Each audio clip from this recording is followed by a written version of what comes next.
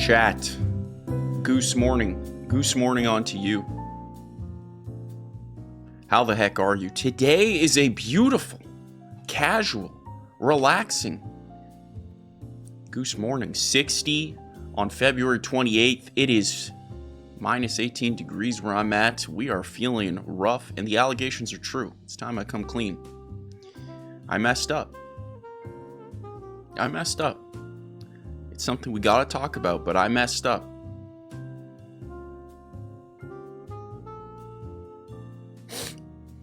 The show is not going to be live this week. At least that's what we're going to try.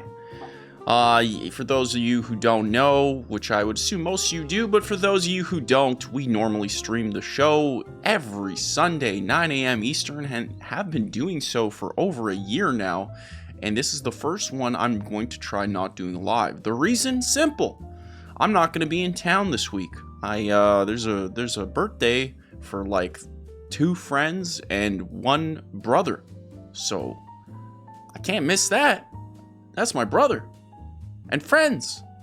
So I'm going to be down there for the weekend. And it's just such a pain to record there. And I haven't really got to spend much time with my family. So I'm going to go see them, make sure they're doing A-okay. But we're still going to shoot an incredible show here for you today. Because quite frankly, I respect the heck out of you guys. So on today's Goose Morning Live, we're going to be doing things just the same way we've been doing, starting with the biggest gaming news of the week. We got Monster Hunter Wilds reviews coming out. There's a new Pokemon. There's Fable news.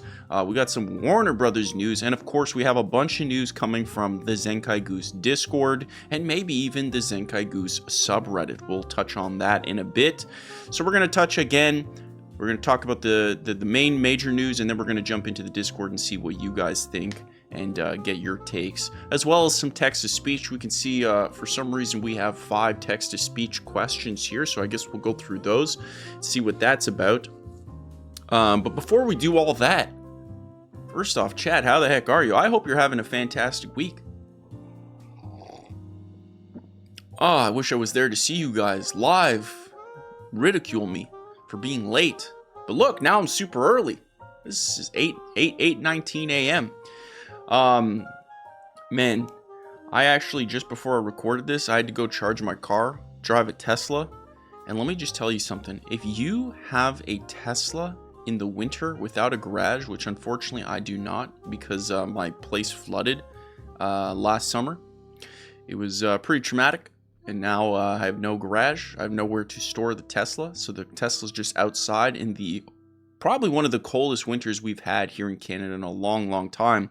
And so I had to go charge it this morning for the trip to go see my family and friends.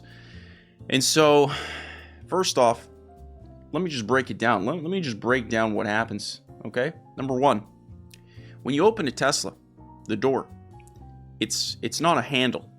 You push, and then a handle comes out, and you pull. It's number 1. It's been mild here in Canada, and then flash freeze today, it feels like minus 18. So everything's frozen. And so this door doesn't open. You have to really push and jam it so it opens. That's stage 1. I got through stage 1. It's fantastic. Then I had to open the door. Another thing you may not know about Teslas. A normal car, the door is surrounded by an entire metal frame, and the window just goes up and down. It's perfect. The Tesla has a window, of course, that goes up and down, but there's no frame on the top. In fact, it tucks the window into the actual body of the car, not the body of the door. Now, what that means is when you go to open your car door in a Tesla, when you do the thing and pull, the window will actually go down a smidge so it gets out of the lip of the body, and then it can open. And whenever you go to shut it, it stays down, and once it's shut, it secures itself back into the body. This is a fantastic feature. It's really cool to have a door without the frame. It kind of makes your car feel like a convertible in a weird way, even though you clearly have a roof. But in winter, when that thing's frozen, the window doesn't go down. So you can open the door, it will like flick itself out, but shutting the door is basically like trying to shut a door with a thin piece of glass blocking you. It's So yeah, that was just part 2. So I had to literally try to heat the glass window so I could shut the door. And it's freezing. It's minus 18. Phase 3. I go to the charger, which I have to go to. You'll need to unlock your iPhone first. It's going to be that type of day, huh? It's going to be that type of day. Siri, remain calm. No one's talking to you. So. You'll need to unlock your iPhone first. Siri, stop it. All right. As I was saying, then I get to the public charger, which I have to go to a public charger, obviously, because I don't have a garage. So I go to the public charger. I go to do that. The public charger, let me tell you, they never work. You open the app, it's made by some government employee who doesn't care about anything. It's garbage. I get in, I charge, I set everything up, doesn't work. Set in, get in, do it again, set everything up, doesn't work. For some reason, I went outside in a hat because I thought I'd be there for 2 seconds. So I'm in a hat and a coat, and now my head's freezing as I'm trying to figure this out with my gloves on with my little app. It's a nightmare. Finally get it to work, and then I get to the fourth problem.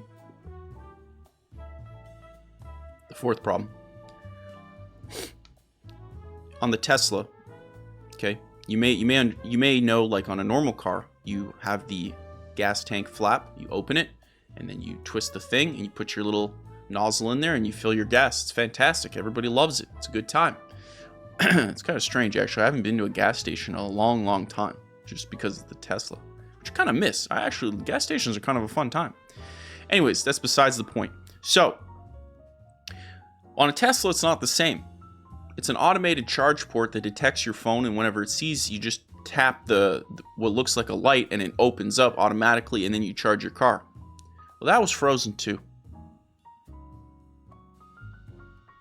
Sure was. So I had to get something to get into the crevices and clean all the ice off. So I was like, oh, you know what I'll use? I'll use my ice scraper, just like the edge of it. It's genius. Well, where's my ice scraper? This brings us to problem 5. You see, it was in the trunk, which was also frozen. So I couldn't open the trunk because the trunk is automated. You know, you press the button and then it just beep. So at this point, I wanted to die. I was literally the happiest I've ever been, but I wanted to die. So I'm freezing. And what's funny is, like, the whole time I'm going through this, there's a snowplow guy and a bobcat just like watching me. He's literally like 3 feet away from me, just waiting for his buddies to arrive with the dump truck, and he's just like,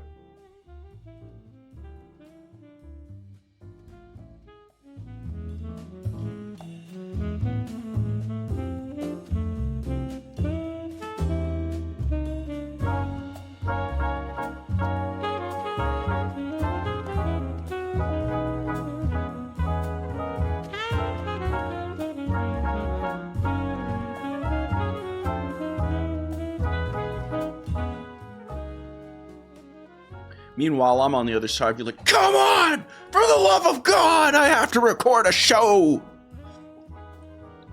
Anyways, I pry open the trunk through raw strength, really.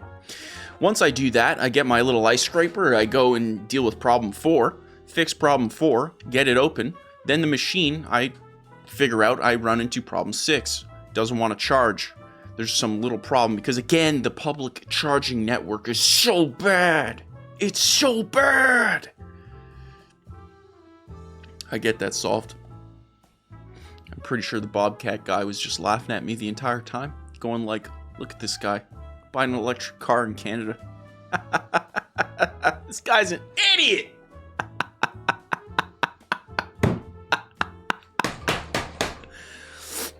That's probably what he was saying, I'll be real. Having worked in construction for many years, I know that's what he was thinking.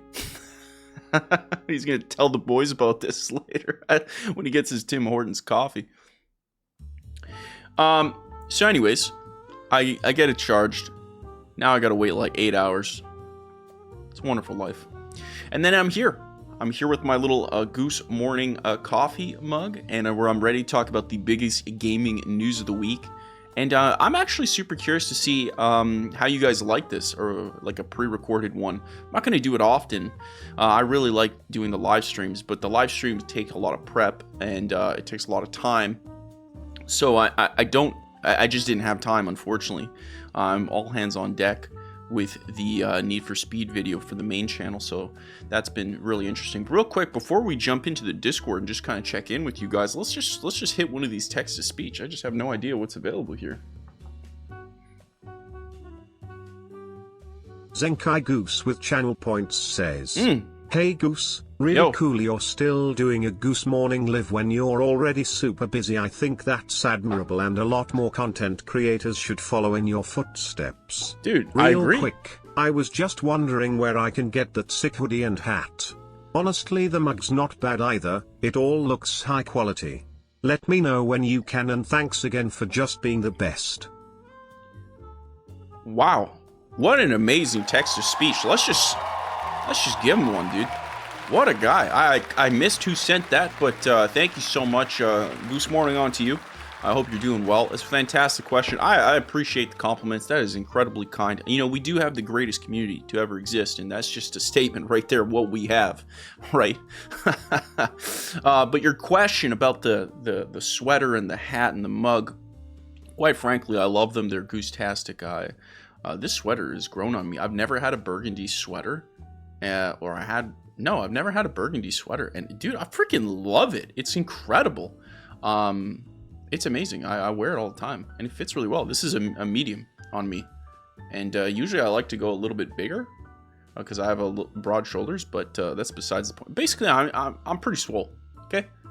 But to answer your question, you can just go right here, zenkaigoose.com, and that gives you all the information and news you need to know.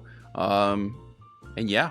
It's all there, and if you'd like to join the Discord, there's a link there. There's links to all of my socials, everything, every content that I make. It's all available, zenkaigoose.com. Every answer you could ever want is there. The meaning of life, why I'm not live, why Teslas are incredibly annoying to use in the winter in Canada. It's all the information's there, where I started, who am I. Get it on zenkaigoose.com. So that's that. Chat, let's jump over to the biggest gaming news of the week, shall we? Let's jump on over to the Discord and let's just see what you little rascals are up to, okay? Shall we? It's upsetting. There's no Cameron here today because obviously I had to do this on a Friday, so I gotta do all the transitions myself. Real quick, for Cameron, who should be watching because he should be editing this, Cameron. Just overall, do a better job, okay? The chat does not support you. They support Kevin, the Christmas mouse. Look at Kevin. Kevin, you can see Kevin has been through it, okay? You see the wear and tear. That's a hard-working person at Zenkai Goose Industries. Cameron, on the other hand, he's got the softest hands, like just smooth, just incredibly, just kind of like uncanny how soft they are. Just shows you he's not doing much, okay? Let's jump over.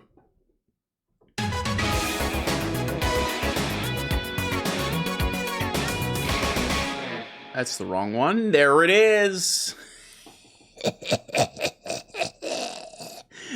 Chat, we have crazy news actually in the gaming sphere this week. A lot of stuff happening. Like 2 giant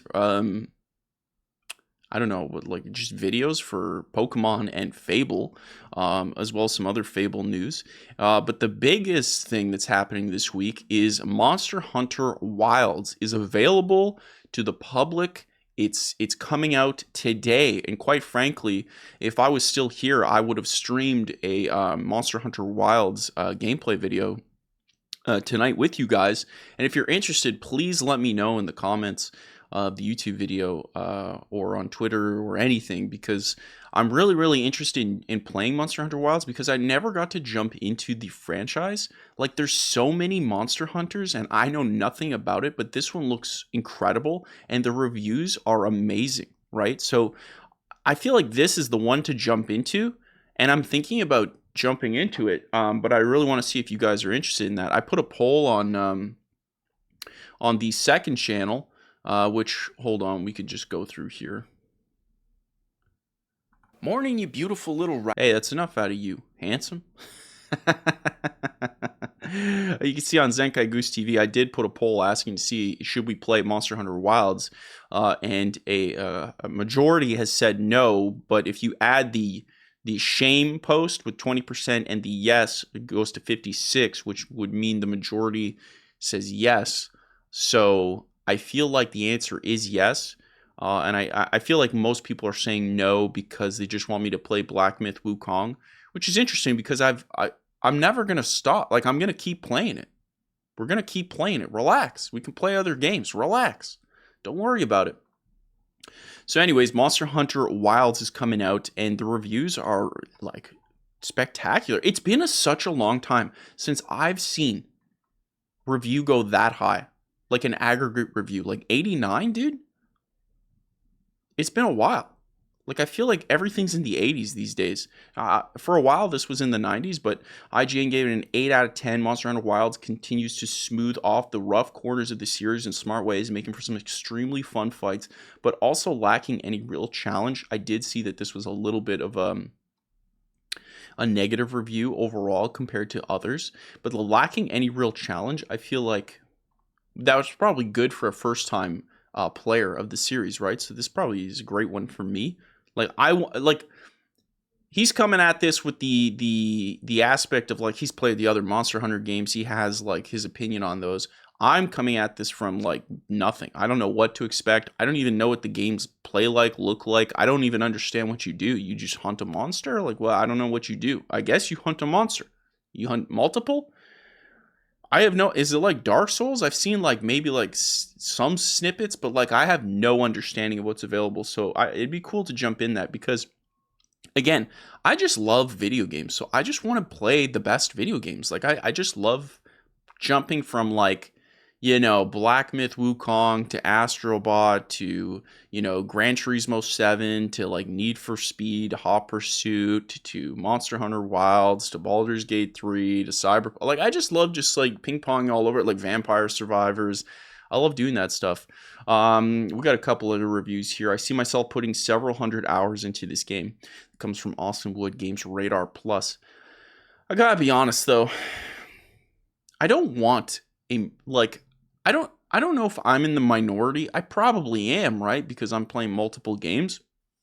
I don't want 100-hour games. We're in this weird place where video games are so expensive that they have to be 100+ hour games because you're not going to buy multiple video games to play them.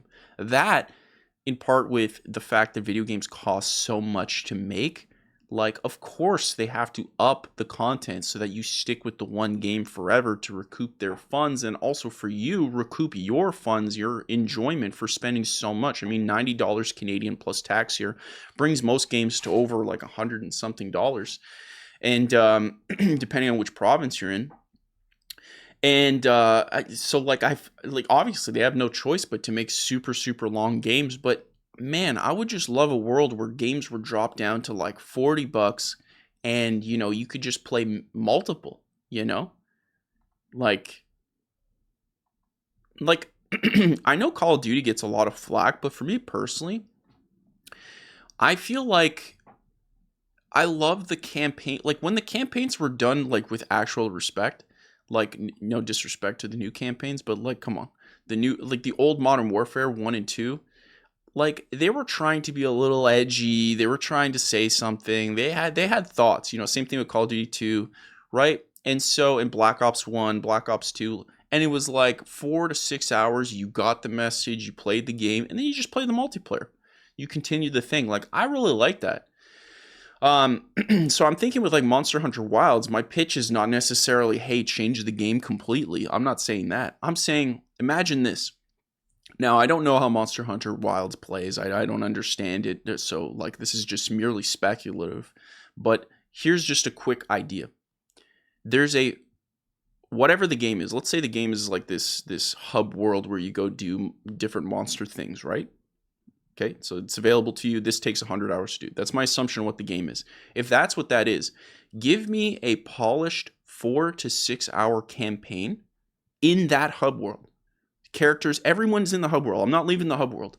It's just a 4 to 6 hour campaign, but then the rest of the game is available. There's more monsters for you to hunt that adds up to 100. But just make the 4 to 6 hours. And then it's effectively, and that's what's beautiful about Call of Duty is when you play the campaigns, they're basically secret tutorials. You get to play with all the weapons. You get to do all the functions, all the like different abilities. You have a need to do them. It's like a mini tutorial baked in with story progression. And that's genius to teach like the casual player to jump into the multiplayer. And I just wonder if that would work in these types of things. I think about like you go to Spider-Man 2, right? Let's do Spider-Man 2 because that one I did play and I can give a better take on that. Did it need to be a 20-hour campaign? You know? Maybe it would have been better to be like a 4 to 6 hour mini campaign, but then the rest of the Spider-Man villains are doing their thing as they are. You know, maybe you don't need to have this giant mega thing. And it makes it cheaper, easier to make. And then you could just add expansions of new stories constantly. You know, you're still playing Spider-Man 2. Oh, you got the Venom update. Oh, you got the Chameleon update. You got the what's the Big Wheel update, you know? Carnage update, like stuff like that.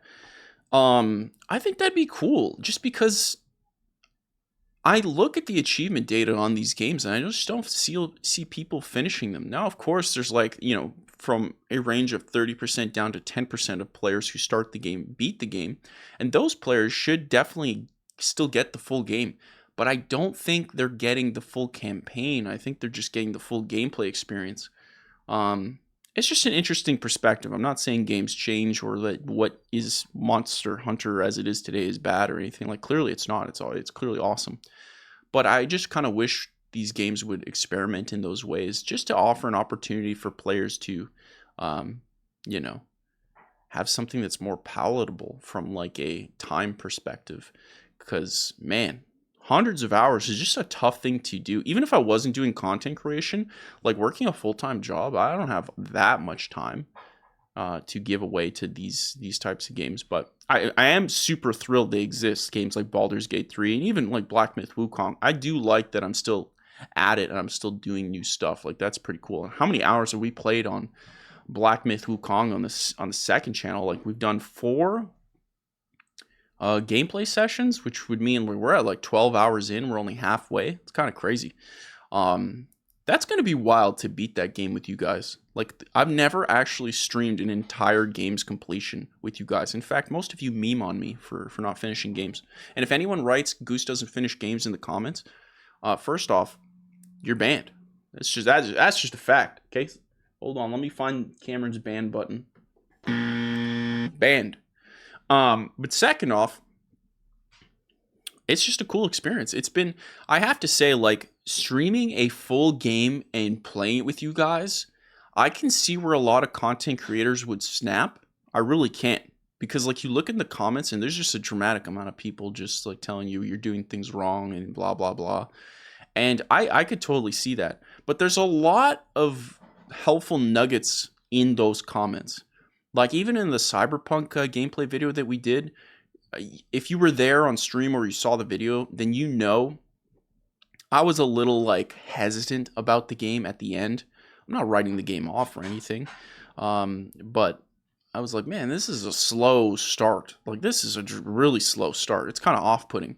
And the feedback is like, oh, if you try this, if you try this, if you try this, it's going to be even better. Like, don't worry about this. And I like that because sometimes you don't know. Imagine like a normal player just doesn't know. Like, I'm talking about like Bob off the street. He starts playing Cyberpunk, gets in the first hour. He's like, bro, this is taking a while. This is taking a hot second. I'm starting to lose my mind. And then he shuts it off forever, but he misses out on the greatness. Like, in my case, I'm kind of lucky because I have you guys being like, oh, okay, whoa. You know, Black Myth Wukong, you can actually respec. Oh, that was a game changer. And that's because of you guys that I even knew that. You know, there's so many things that the comments helped me out on, and it's actually been a more fun experience. There is negatives though. Now, whenever I want to play a game, this is something that's like only affects content creators, I imagine. I mean, it just by default has to. But when I want to play a new game, I literally, now my brain goes, should I stream the experience first? Which has kind of made it more complicated to play new games. But regardless, I've been playing Gran Turismo 7 and I've been really, really enjoying that. Surprisingly, it's so good. So this is great news. Monster Hunter Wilds is out. It's looking good. Capcom is still clutching it as far as I can see. I cannot wait to see what else Capcom makes. I'm so happy they like fixed their reputation post like Resident Evil 6 and stuff. Like they have just clutched it, and I'm just so happy to see. Like I know there's other companies like Ubisoft and, you know, to some extent EA. It's just like people are unhappy with them. They want to see them end, but I would much rather see them pull a Capcom. Clutch it. Get rid of the fat.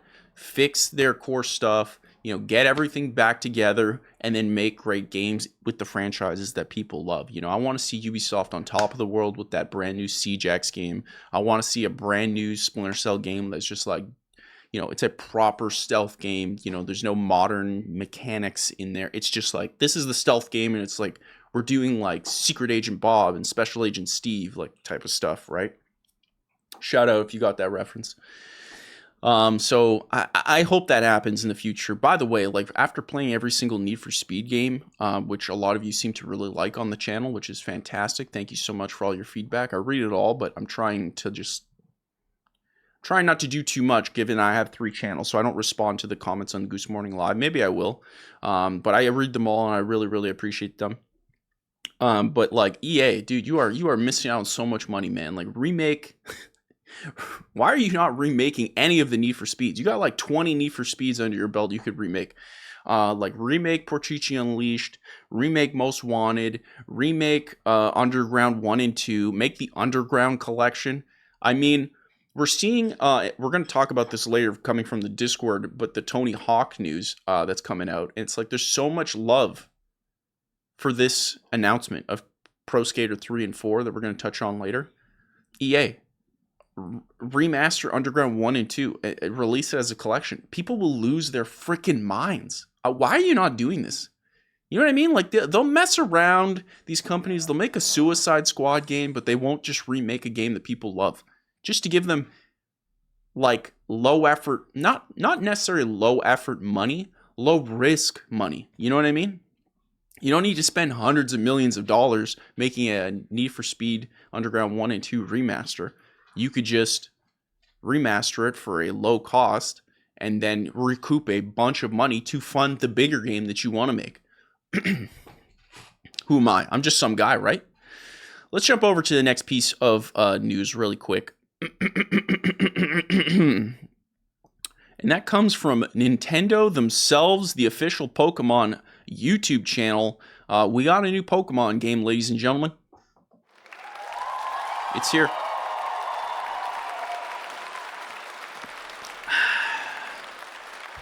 It is here. We have a new Pokemon game. The news is out there. This is a new Pokemon game. The last one, extremely buggy. The one before that, same. Like, they just look bad. So my expectations are incredibly low for Pokemon. I've stopped playing them a while. They got a little too weeby for me, to be honest. I know that's something I throw around too much, but it's like, I don't like the weeb stuff. I really don't. It's just, I feel awkward playing it. You know, no shade to people who like it, but it's like, there's a show, for instance, called Food Wars that one of my buddies got me onto. The show's awesome. It's an anime cooking channel. But then there's a bunch of weeb stuff that comes in, which of course, it's an anime. And it's just like, this was already a good show, dude. You really didn't need all this weeb stuff. But I know the weebs are happy that the weeb stuff's there. I get it. Shout out the weebs, dude. I respect the weebs. I just don't, I'm not a fan of the weeb content.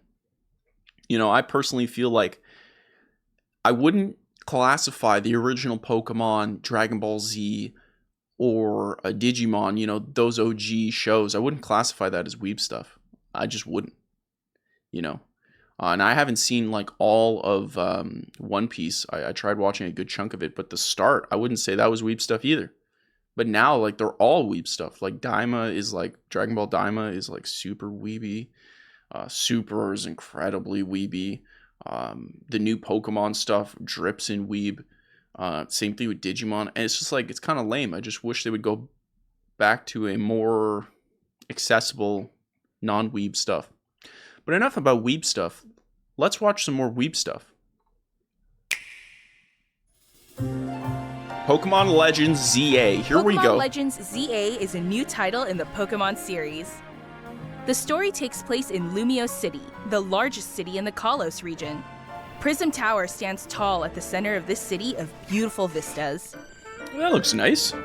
These days, Lumiose is undergoing a high-tech urban redevelopment plan to turn it into a city that people and Pokemon truly share. This actually looks nice. After you arrive in Lumiose City to see the sights, you'll meet 3 Pokemon, one of which will become your first partner: Chikorita, Tepig, and Totodile. You'll choose one of these Pokemon. Wait, that's not the original starters, is it? Isn't it Cyndaquil? Straight up, Totodile, G. This guy, never played him. Points for being a little pig. Chikorita, L. To accompany you on a new journey as you get to know Lumiose City and its inhabitants. Here are some of the colorful... See, why y'all look like weebs, dude? What are you even doing, dude? That's a weeb look. That's a weeb look. That hair's a weeb look. This hair makes no sense. Weeb look. This one is like the most normal one. That's... Come on. Hey, come on now, dude. Well, hey. Come on now. What are we talking about? You looking weeby. It's not necessary. But that's the Pokemon... Dude, I will say that every time I posted Pokemon content on my channels, I actually had a full main channel Pokemon video that I wanted to make on Zenkai Goose. And I think I'm going to cancel it. Like, I've scripted some of it. I think I'm going to cancel. I just have no interest in, like... Because they're so hostile. Like, the weebs are hostile, dude. I ain't looking to fight the weebs. Okay? You know that thing? It's like, would you rather fight, like a horse-sized duck or 100 duck-sized horses or whatever the thing is? They're the 100. The weebs are en masse. The weebs ain't messing around, dude. Characters you'll encounter. When you arrive in Lumiose, you'll meet a new friend and ally. It actually looks Either really Urbane good. Or Tawny. It's got to be on the Switch too, right? The hotel where you'll be staying is run by AZ. You'll also meet his partner, Floette. Lumiose's This looks too good. This has to be. Okay, slated for release late 2025. We're looking at a Switch 2 game. That's just a guarantee. And that's a guarantee. This is a Switch 2 game. And honestly, dude, Switch 2 launching with a Pokemon game right out the rip. Yo, Nintendo is going to be eating good this year. Rest in peace to Sony and Microsoft, because Nintendo is going to be eating their lunch. development is being managed by Quasartico Inc. You'll become acquainted with the company's CEO Jet and her secretary Vinny. The different people you meet will make your time in Lumiose all the richer. Okay. To help people and Pokemon coexist, the city has set up wild zones. Interesting. These areas, located throughout Lumiose, give wild Pokemon habitats where they can thrive. To catch one of these wild Pokemon, aim carefully, then throw a Pokeball. If you're having a hard time catching one, have one of your Pokemon use its moves to weaken the target, making it easier to catch. This looks great. Dude, they're actually using their billions of dollars to make a good Pokemon game. What the heck? This actually looks great. We don't really get to do that much Nintendo stuff on any of the three channels, you know, Zenkai Goose TV, or Goose Morning Live.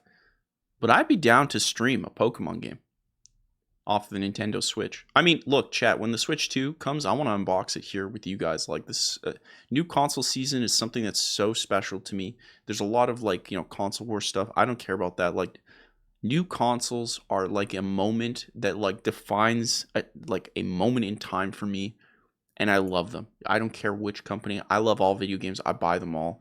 I saved up all my ruples back in the day for every console I could.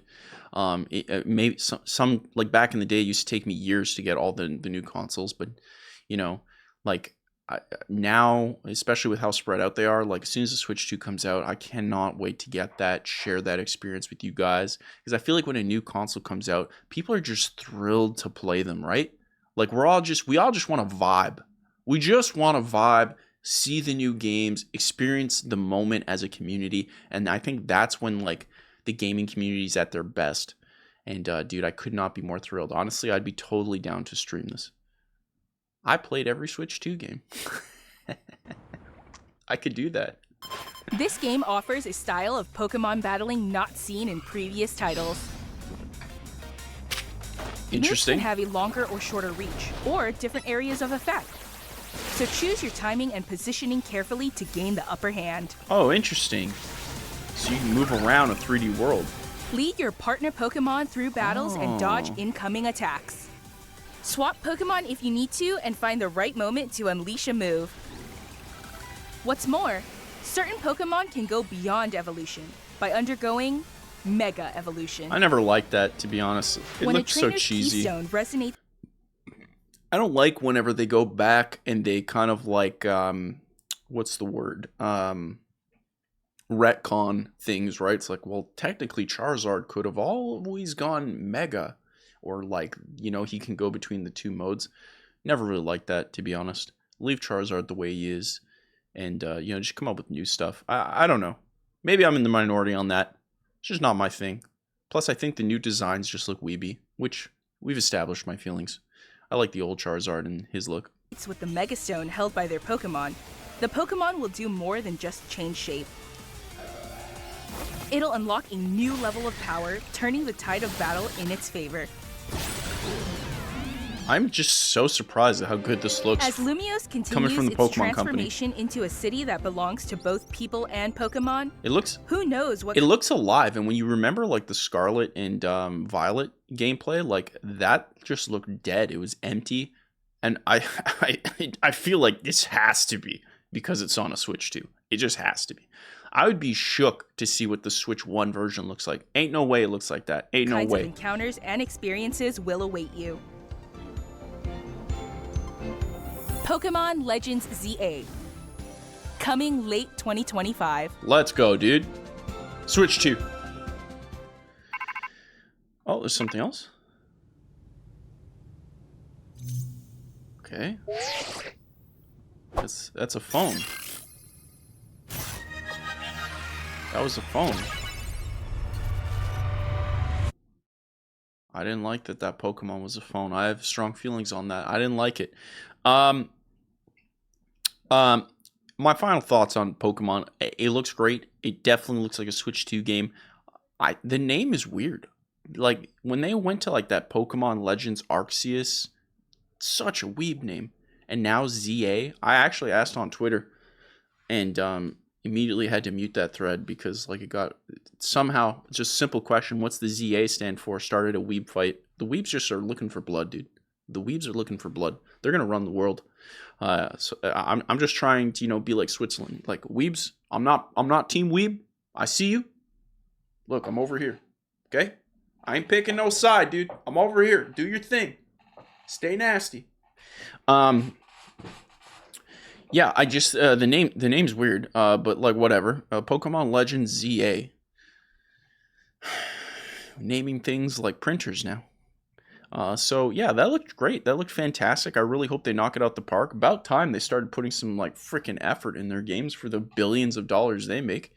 So that's fantastic. Great job, Mr. Pokemon, John Pokemon. Hey, look at that.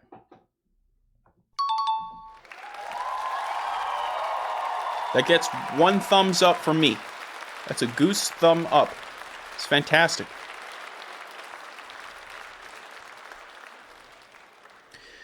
It's absolutely fantastic. Hold on. The next announcement. This one came out of nowhere. Chat, to set you up here about the Fable news. They dropped a Fable pre-alpha the sizzle reel, a fizzle reel. They dropped a smattering montage of different pre-alpha shots. So right off the rip, like we can't even really expect it to look like this, play like this. It's pre-alpha, which is crazy because they announced it like how long ago? 4 years ago? When did they announce the original Fable teaser? My God, Microsoft does that so much. Regardless, some guy head of Xbox, I forget his name. He sounded a real corporate fellow. Anyways, they had an Xbox podcast, which I guess they have an Xbox podcast. Man, can you imagine if you're just listening to an Xbox podcast straight from the lips of corporate? That's crazy. There's other podcasts, buddy. Hey. There's other podcasts. Come on. What are we doing? Regardless, he comes on this Xbox podcast, the official Xbox podcast, and he basically just says like, the Fable team, they're working really hard. We're really proud of them. They're doing great work.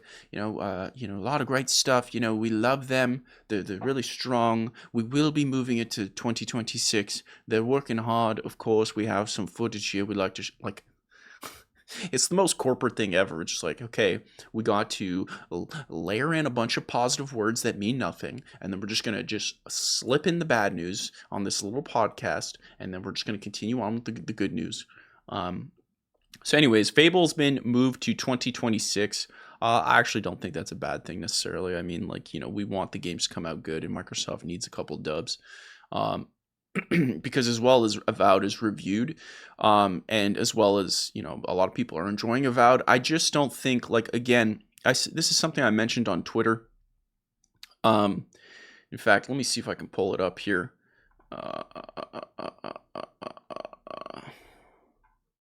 Something I mentioned on Twitter before we go into the Fable stuff. Twitter. Hey, Mr. John Twitter. Wait a minute. What the heck? Where's all my tweets? There we go. Holy smokes, dude. Yeah, so this is kind of what I went into, and we'll watch the Fable thing in a second, but essentially I said making games today is dramatically harder than it was before, because effectively let's take Skyrim and Avowed. When Skyrim released, Skyrim was competing against a small pool of games available on the Xbox 360 and PlayStation 3. And most of those were the same games, right? You'd port a game on the 360 over to the PS3.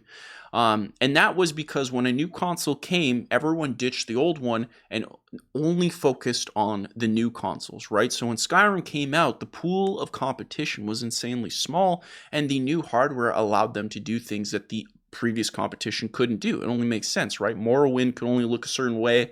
Oblivion, they just started figuring out the Xbox 360. And then Skyrim, they got a much better understanding of the limitations of the console. They released Skyrim. It's a mega banger. People are still playing it. There's 40,000 players playing it to this day on Steam. So when you release something like Avowed, regardless of how good it is, you are competing now in the new modern era where everything's backwards compatible, everything's accessible. Steam just allows you to play games from 30 years ago. Same thing with GOG.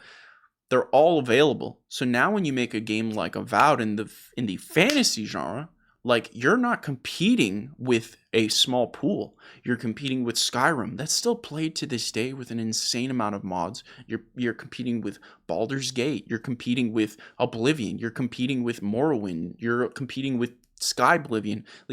It's so much harder to compete. So if you're gonna make a game that seems to be, with all respect, a derivative of the fantasy genre, like Avowed. Nothing about Avowed seems to be it's built its own niche. It's just fantasy. If you like fantasy games, then you're going to like this game. If you like Skyrim, you're probably going to like this game.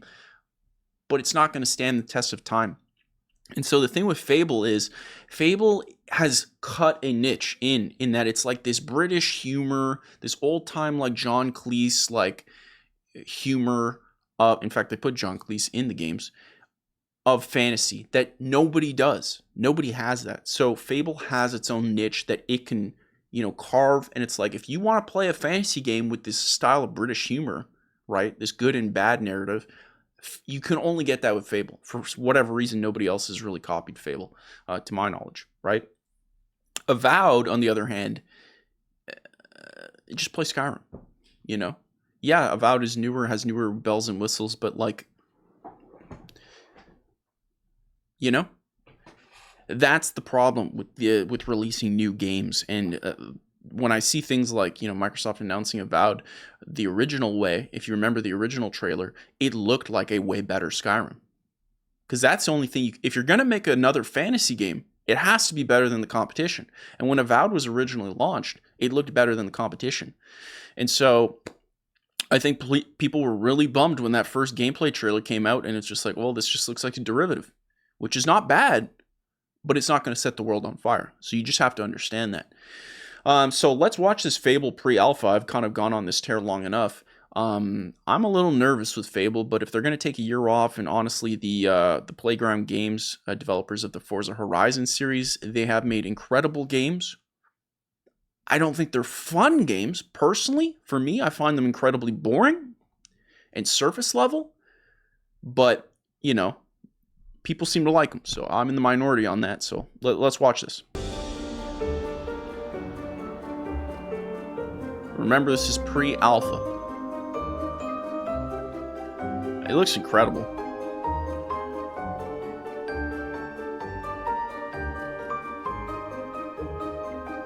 That's a giant turkey, dude. Some gobbies. Werewolf.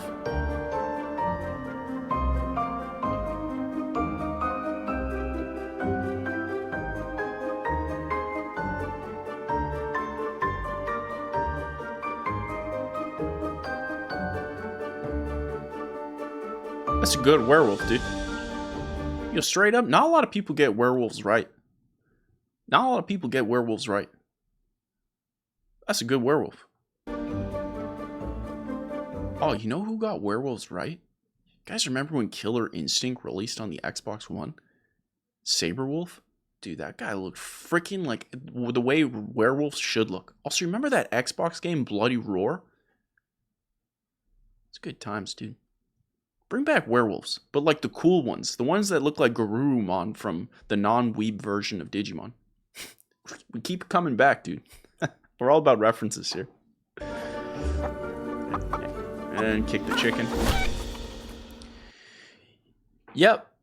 It looks like a pre-alpha modern day take on Fable. I don't think there's anything special here. I'm happy to know it looks good, but Fable for me growing up, I don't know what it was like for you guys, but I didn't really care about the giraffics. Let's just see what the comments are saying here. I just want to be an evil medieval landlord again with 6 side hustles. See, first comment, nothing to do with graphics. This is something like the modern gaming industry, for whatever reason, just can't grasp. And I think indie devs are just because indie devs are so limited and stretched thin, they're not focusing on graphics. They're just focusing on core gameplay loops. And that is paying off in spades. Whereas these AAA game studios are like, what if we did RTX and we added the 4K with 120 frames and then we added in cloud compute and AI? It's I didn't hear one bit of gameplay in that, sir. And so the first comment immediately off the rip just tells you what players are looking for. 2 questions need to be answered. Can I create my hero? Can I be a landlord? Yeah, so clearly number 1 here, people aren't really a fan of the way the main character looks. See if I can get a still here. Which, I try to not touch on that stuff. I find that discussion, weird. But I will say, for instance, I bought Horizon Forbidden West the other day, which is a game that also has these complaints. And I was talking to someone as I was playing the game, and then I was like, what's funny? They were like, what? And I was like, they actually changed the way the character looked. And they were like, what do you mean? And I was like, well, the voice actor is different than the person that is being like mocapped for the face. Like the face of the Horizon person. Horizon Aloy, right? Aloy. Yeah. So Aloy, real actress. I spelled that wrong. Yeah, so like they changed her face a lot. And I find that weird. You know what I mean? Like if you're going to go out of your way to get a specific actress and then tweak her face to make her bigger and like just in general different, what are we doing? Why even do that? Regardless of how you feel about the character's look, I just find the idea of like going to grab an actor or an actress and then changing their face entirely, like I would feel insulted. I'd be like, bro, why are you doing that? Like, am I a monster? Am I a demon? Or like, no, you're just a human. Why would you change my face? It's very strange. I don't like that. And so a lot of people aren't really liking the characters, just what the character looks like, which is fair. I mean, if you're going to spend like 20 hours in the game, you should probably want to like the way your character looks. People spend a ton of time in World of Warcraft and all these other games trying to make their characters look sick. And so Fable's whole thing has always been you choose your hero and you create your hero, and then you do your thing. And so they've only been showing this character, and I just like, are you only going to play as this character? Can you like I haven't really spoken on what the customization is there, so I'd be interested to hear that. But that's how people feel, and you could tell that from this 1.1k likes on this thing. So I get it. Kick that chicken. People are thrilled about kicking the chicken. Game was announced in 2017. Holy guacamole. I thought it was like 2020.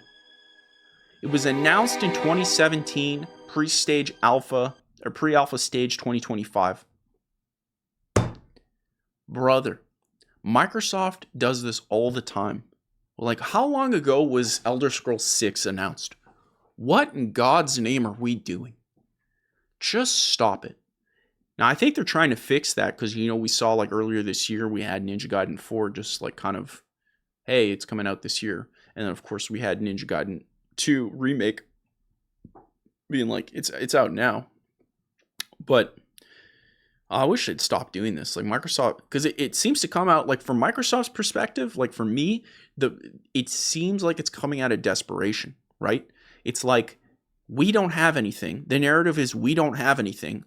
Can we just put some CG trailer and, spend a couple mil on this CG trailer, and then we put the logo, Elder Scrolls 6, Fable, the new Halo game. We're Halo Studios now. Just, hey, look, we're not dead. We got stuff to do. I wish they'd stop doing that. There's only one case in which I was like, okay, I'm cool with this because it's been so long. And you provided a full emotional trailer, and that was the Gears E-Day trailer. That was incredible. There was no gameplay there, but like, dude, seeing Marcus and Dom again was fantastic. 50% of the comments, I hope there's a character creator, and 50 other percent, they kicked the chicken. Yeah, the duality of man. Look, at the end of the day, I really want Fable to be awesome, but this seems to be a growing concern. And the AAA space on the North America side, like the West, I feel like they've been incredibly, how would I describe it? Rigid with their opinions. Like, consumers are wrong, and they should feel bad about being wrong. And I think that's a problem. At the end of the day, these games are expensive, and they're only getting more expensive. And I feel like if you're going to release these games at this quality, for this at this price, and then ask players to be there for like hundreds of hours or whatever, I feel like you got to listen to all the feedback, even the feedback that may not fit your values. At least listen. Like, for instance, on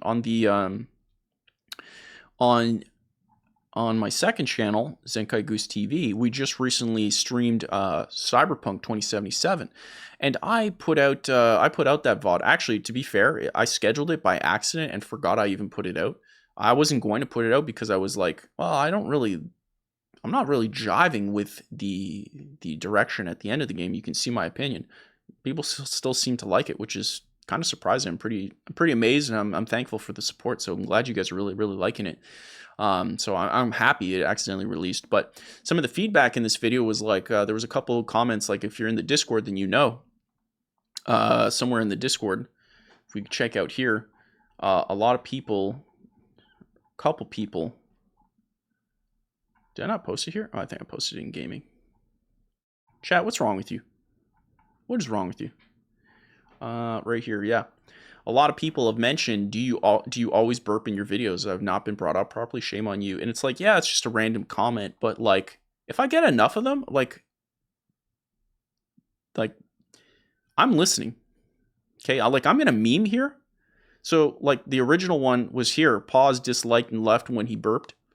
And, you know, we're laughing about it. It's like, you know, whatever. We're just having a good time, not taking it too seriously. But then I started getting more, and they're getting likes. Well, I'm going to investigate. I'm going to look at the analytics, and I'm going to confirm with data if this is an actual problem. And if it is, the burping will just stop. You know?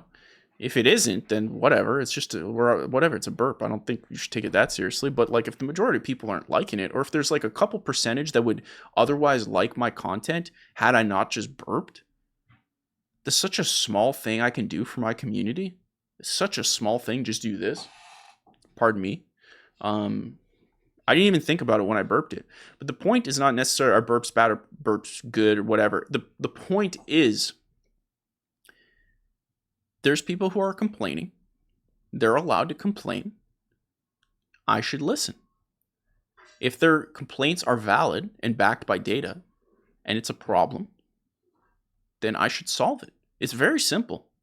And I think AAA gaming studios in the West are more often than not completely ignoring the feedback and not even bothering trying to fix it, leaving the door open for a lot of developers in the East. You know, your Black Myth Wukong, you know, your Astrobot, like these games, they're just clutching it because they're listening.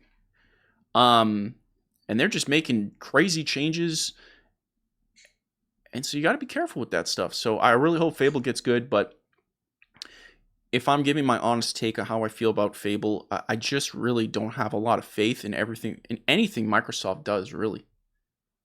Like anything. In fact, my favorite studios are Microsoft, are the ones who seem to be so closed off from Microsoft that they make great content on their own. And like they're away from the Microsoft bubble. So like I'm hyped for the new Doom game. However, the things they have said about the new Doom game have me a little worried. But aside from that, like, I don't think I'm very hyped for anything Microsoft has. Maybe Gears E-Day just because Dom and Marcus, but I hated Gears 5. Gameplay of Gears 5 was tight, but I hated the direction they took Gears 5, the way they ended it.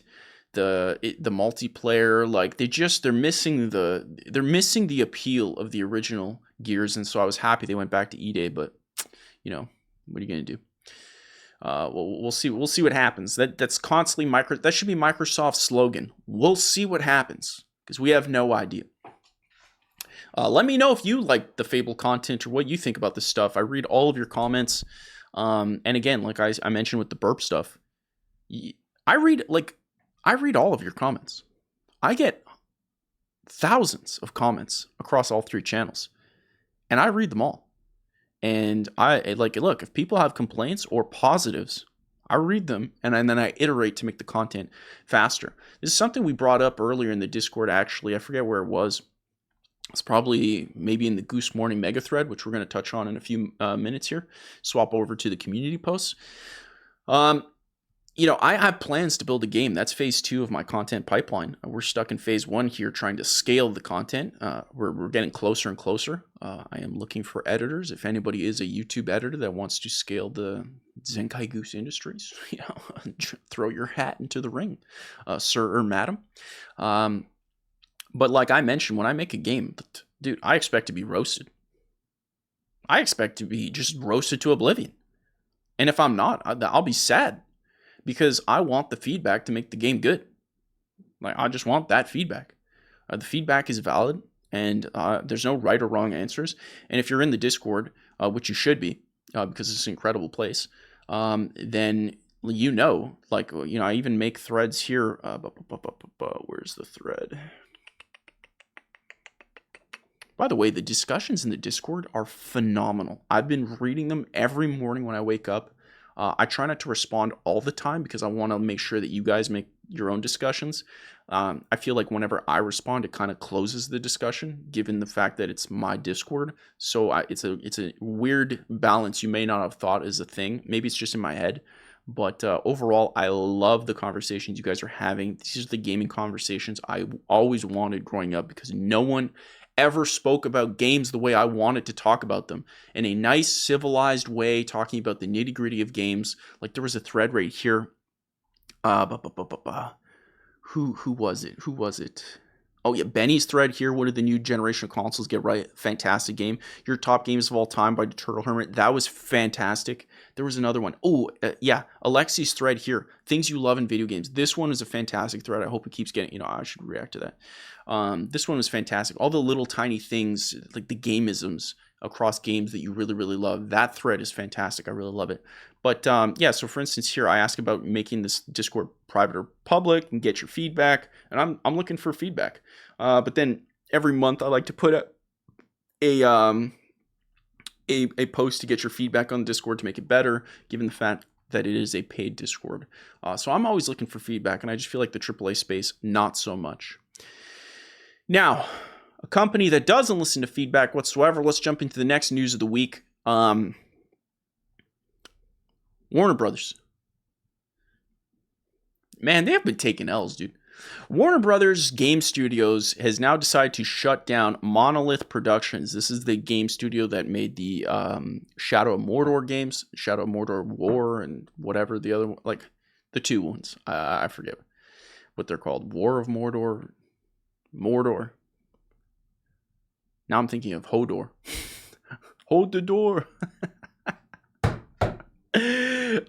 Yeah, so they're shutting down Monolith Productions. Effectively, one of the biggest L's of this news, besides obviously the studio getting shut down, is the Nemesis system. If you played those Mordor games, then you know that there's this Nemesis system that they patented, where when you meet, a random, opponent, like some goblin off the streets, and he murders you, like he'll grow stronger in the ranks of the orcs. And then, like, you can meet him again, and he'll remember things. And so that Nemesis system was super cool, and everyone, I think, wanted across the board it added to the to other games, but they patented it and blocked it, and now that's going to be locked for until 2035, is what I remember. So Warner Brothers Games shutting down Monolith Productions, Player First Games, and WB San Diego. Sources tell Bloomberg News. Warner Brothers is also canceling the Wonder Woman game. That wasn't going to do well. You want to know how I know? The movies didn't do well.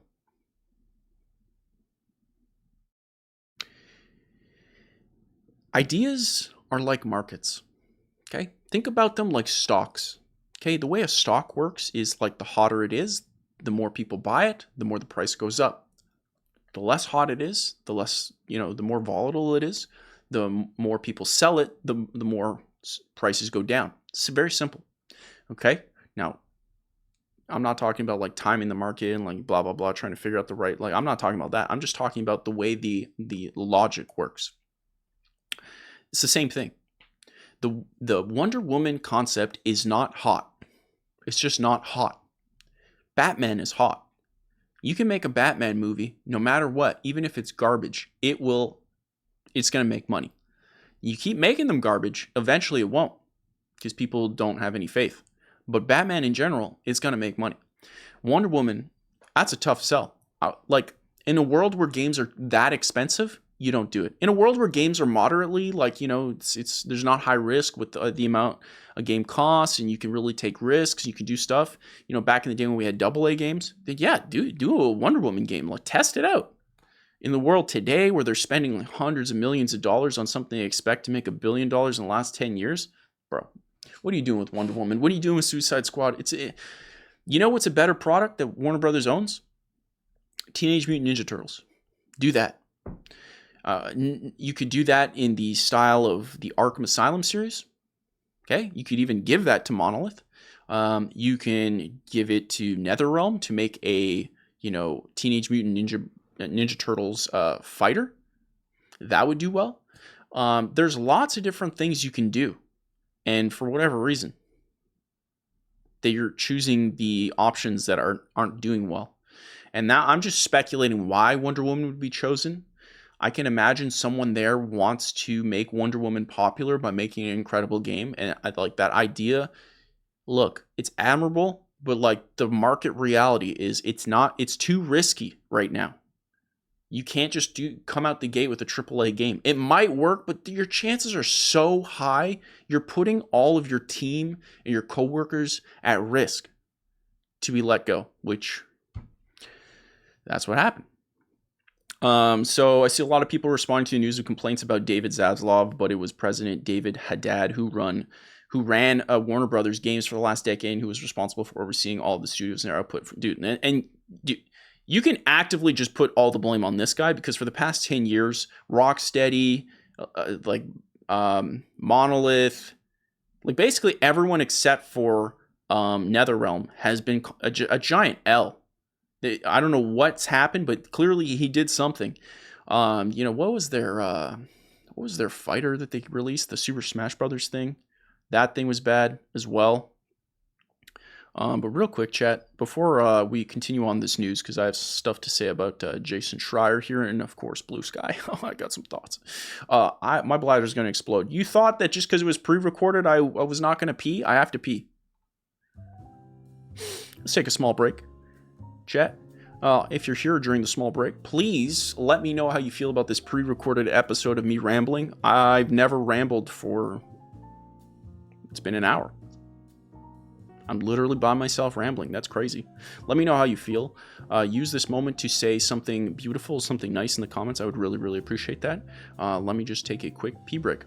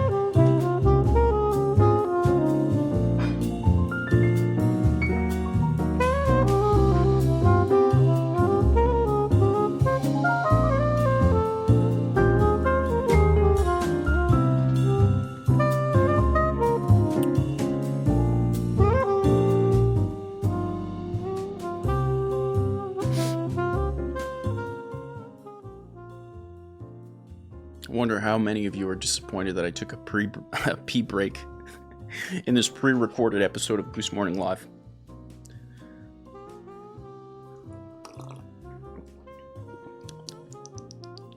This is my Goose Morning Live pint glass, and it's fantastic.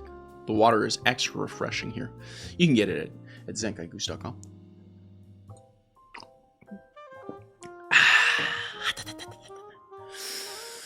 Anyways, where were we? Jason Schreier continues on to say, by the time David Zaslav took over WB Discovery in April 2022, Monolith had already gone almost 5 years without shipping a game and lost almost its entire leadership under Haddad's management. I'm telling you, man, corporate management, that when is that going to be fixed? When is it going to be seen as an actual problem from the inside? Having worked in a lot of corporate environments, the management, I mean, don't get me wrong, there's employees who are bad too, but like it's always the seniors, mostly. I've definitely met a lot of great seniors, but like there's always one bad apple who's a little rat boy who just wants to play the political game. And then the management is just, they have no idea what they're doing. Their entire skill set is management, which, buddy, what's the skill set? Here's the work we got to do. Hey, guys, do the work. And then once a week, you do a little one-on-one and you go like, hey, Bob, how you feeling? Well, guess what? I'm not going to help you with any of that. I'm going to tell you I am, but then nothing's going to happen because I have to give people work. You're useless. You're useless. I often wonder what would happen in these corporate companies if you just let the employees actually like figure out the work themselves. Just here's the pool of work. Just do it. Just do it. Just do the pool of work. If there's no work, just stop working, which incentivizes me to make work from the top down. You know, they're gonna not work if they don't have work. So just, create work that they need to do that helps us solve the problem that we're trying to do as a company. And bada boom, bada bing. Anyways, so yeah, Warner Brothers Monolith is shut down. This sucks. Is clearly as we see here, is clearly because of leadership. This is a total L. I think they were a great company. They made lots of cool stuff. I think the Wonder Woman game is a bad idea. But, I'm just some Canadian goose, man. And, that's a bummer. That's a bummer. Shout out to those guys.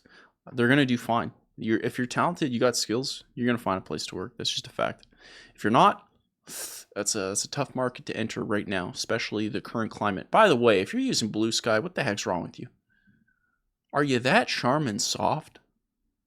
Get off Blue Sky. What are we doing? The fact that I had to open Blue Sky up here. Come on. What are we doing? The Blue Sky thing is just lame. Go on Twitter. Stop being Charmin soft, okay? Disgusting. It's like the people who went to Threads. And Threads is the most cutthroat, disgusting group of people I've ever seen. They get angry at everything. It's crazy. Twitter does too, but at least Twitter is normal logic or memes, for the most part. So that's that news. We do have some other little pieces of information here. Mainly this post I thought would be a fun discussion. But I think right after this, let's jump into Discord. Before we jump into Discord though, let's take a quick text to speech. We still have 4 left. What's going on over here? Caller, you're on the air. How the heck are you? Zenkai Goose with channel points says, oh, what's going on? Hey Goose, yo, me again. So I've been seeing this Discord through your content and was just curious how I would be able to join it. Are there step-by-step instructions on how to join? Let me know. Thanks. Wow. Also, having you been going to the gym recently, you're getting really swole. Just thought someone should mention it. Thanks. Wow. First off, can we just get a real quick round of applause? What a guy. What a guy. Again, I missed the name of the person who said that, but just an incredible, just thought-provoking text-to-speech. Really, really, I have been going to the gym. Yeah, I think I put on over 10 pounds of muscle in the past 3 months. I've been on fire. I've never seen as many gains as I had, which I actually broke down in the Discord in the fitness center, the fitness channel. But so all that's available there if people want to jump into that and see my entire program and how I'm losing weight and stuff, getting rid of my winter weight. If you'd like to join Discord, yes, we have a private Discord. It's a fantastic question. We have a private Discord that could only be accessed through a paid subscription on Twitch, YouTube, on either Zenkai Goose TV or Zenkai Goose. GML will eventually come once we get big enough and we can monetize it. And if you want all that information, it's all available on the Zenkai Goose website. If you go to zenkaigoose.com, you'll end up over here, and you can see right here the Discord website. Boom. Join the private Discord. Gives you step-by-step instructions of what's available, how to join, with links to join if you're not. And if you are already subscribed or a YouTube member, you can simply click here to get a video showing you exactly how to join in. And if you're subscribed right now, just watching this on either the channel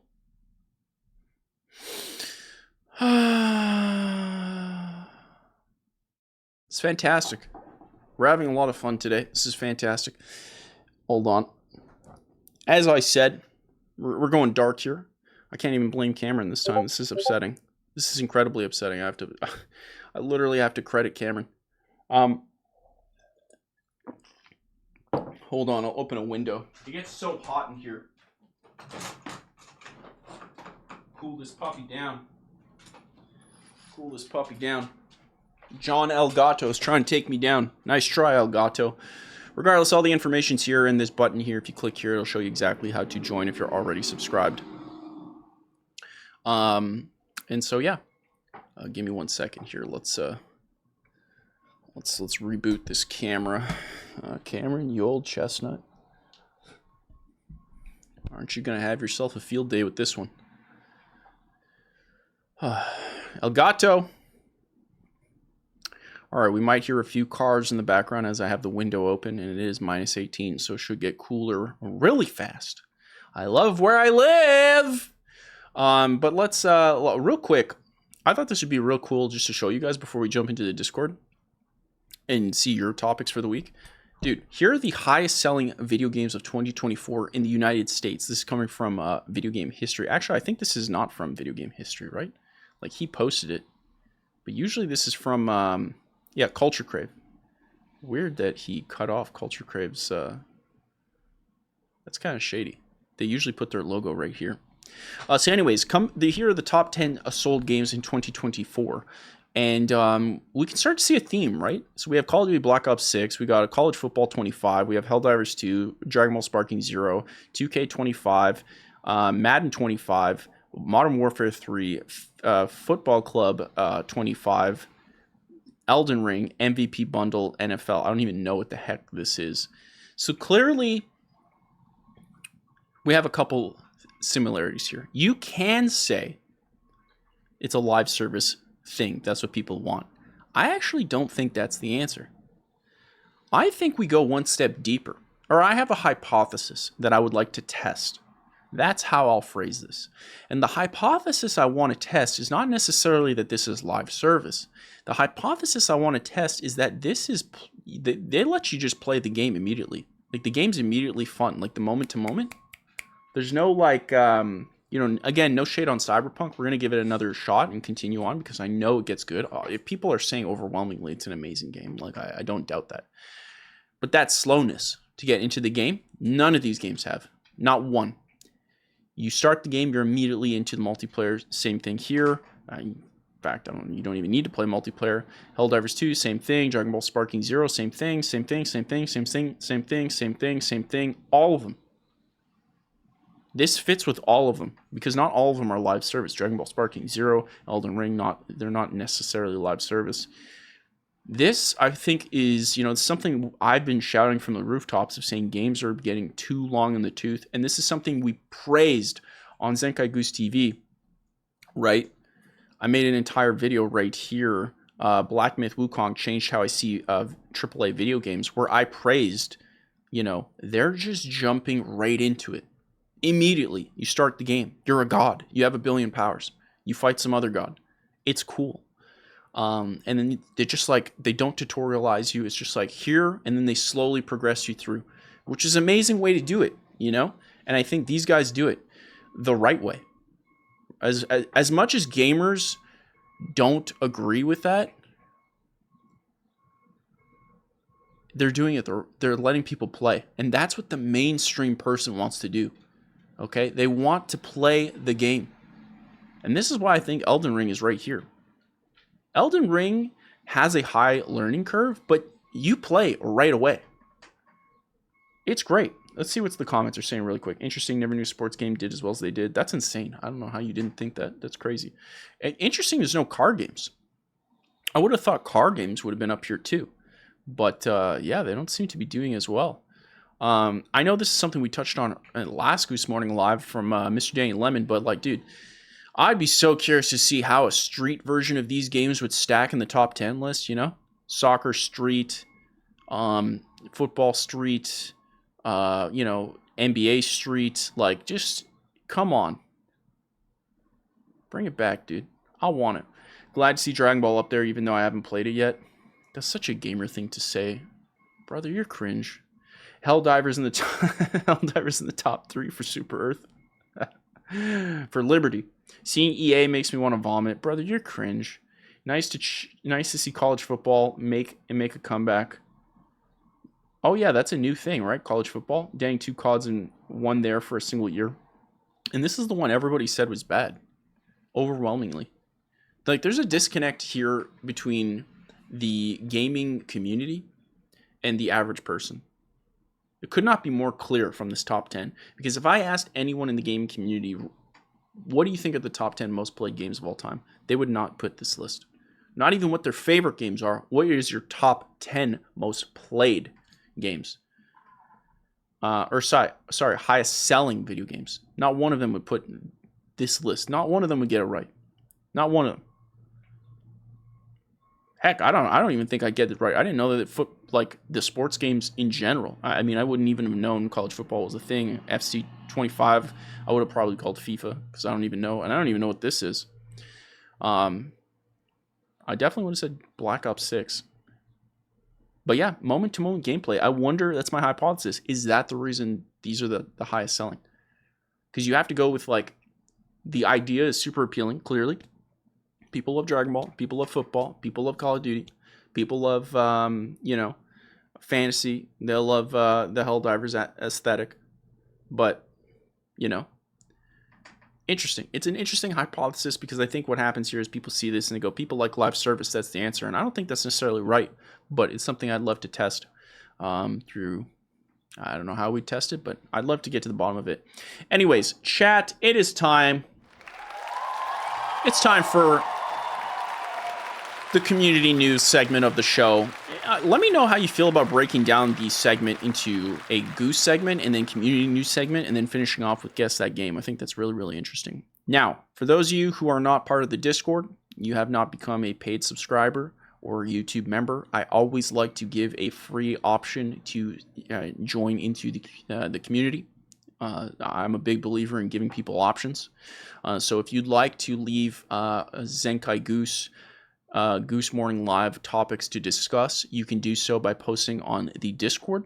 So r/Zenkai Goose. You can go ahead and post this here. This is relatively new. In fact, anytime you make a post here, it will appear in our trending section, which is absolutely beautiful and goose-tastic. So it'll appear there. I don't know if I can get you an example here.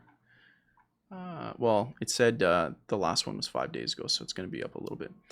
But anyways, you can go ahead and come here and you can vote on things, and we will discuss them on the show. I'm going to try to use the Discord more often. Again, just because I really love having that. I love providing you guys with options. I understand not everybody can afford things. Would I prefer that you become a Zenkai Goose subscriber and join the Discord on either Twitch or YouTube to help support bigger, better videos? Absolutely. But I realize that's not available for everybody. So much like text-to-speech, you can use bits or you can use channel reward points by earning them just by watching the stream. I like to provide options and then tweak as we go.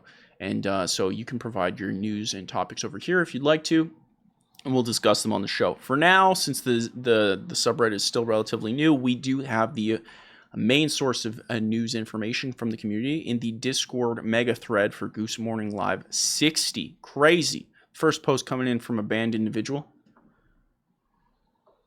God, he's just so banned. Hollow Knight. If there's enough fanfare, I'll play Hollow Knight. Actually, I should make a poll on the second channel to see if people want me to play Hollow Knight. That'd be interesting. Because we did Simpsons Hit and Run, and that was fun to do as a community thing. I think was the right thing to do, and I don't regret it whatsoever. But like nobody cared on YouTube, and I need to make sure that my time is, because I have 3 channels. I gotta make sure a lot of things hit. Not all the time, but I do need to make sure that it hits. Like when we made Cyberpunk on the second channel, it's hitting. Same thing with Black Myth Wukong. Simpsons, not so much. Maybe it will in time. Well, we'll see. But that's why I like to have a variety. But we're starting to hit our stride now on the second channel as well on the third channel, Goose Morning Live, and I want to keep that. I want to keep that going. Keep a healthy ecosystem going, because effectively, in case it isn't clear, the main channel, for people who are watching, beautiful little and haven't watched the main channel, because there might be some of you. The main channel, Zenkai Goose, is my main bread and butter, where I put in all my effort on these mega videos, and I want to use all the resources from Zenkai Goose TV and Goose Morning Live and the Twitch streams to fund the biggest and best gaming videos of all time, the craziest ones. Like when I got every single Rockstar game, that cost me a decent amount. I know for sure the I Play Every Blizzard game, like buying all those games, cost me, we were getting close to $2,000. And I want to keep that going. I want to go bigger. I want to make the best stuff.